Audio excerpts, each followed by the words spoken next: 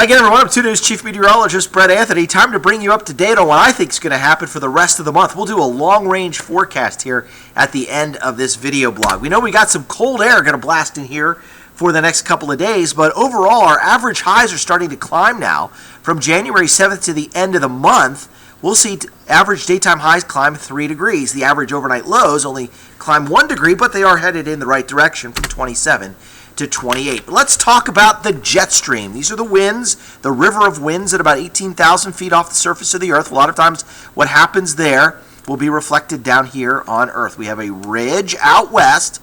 The ridge out west is unlocking some colder air, and that will head in our direction here as this week goes on. So we'll play that out here, and we'll go to Friday. Now, Friday, we still have some rather chilly air coming into the Tulsa area, flowing this way, so temperatures are likely into the 30s. But I want you to notice something. Here's the northern branch of the jet stream running there, and the southern branch of the jet stream down across South Texas and into the deep southeast. So we don't have any phasing, so there's no strong storm systems coming together. There's a little weak disturbance here out of El Paso that gets a little bit of movement up here into West Texas by Sunday. We'll have a lot of clouds, maybe a little bit of freezing drizzle by Sunday night if the temperatures are right. But notice that the coldest of the cold air has retreated, at least for the time being, back up to the Great Lakes, and we still have this split flow in the jet stream. All right, so we go a little bit farther into next Wednesday. So that's a week from Wednesday. This is January 14th. Now, there might be a little cold front cutting down through here. So after we warm up a little bit, maybe to start next week, suddenly we drop the temperatures back down, maybe a little cold shot of air here, but we don't have any organized storm systems around. We have this little feature out here, might be able to send us something. But in the meantime, we start to see some ridging taking place on the west coast once again. And instead of it forcing the jet stream to unlock some more cold air and buckle down on us, watch what happens.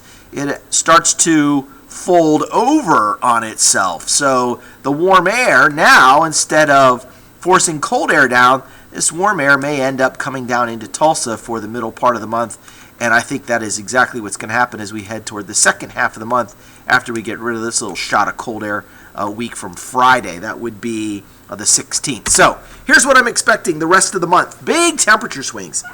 And what I mean by that is we could be 5 or 10 degrees below average one day, and a couple of days later we're 5 or 10 degrees above average. And that might happen 2, 3, 4 times for the rest of the month. I also expect to see a cloudy period, much like we did in December.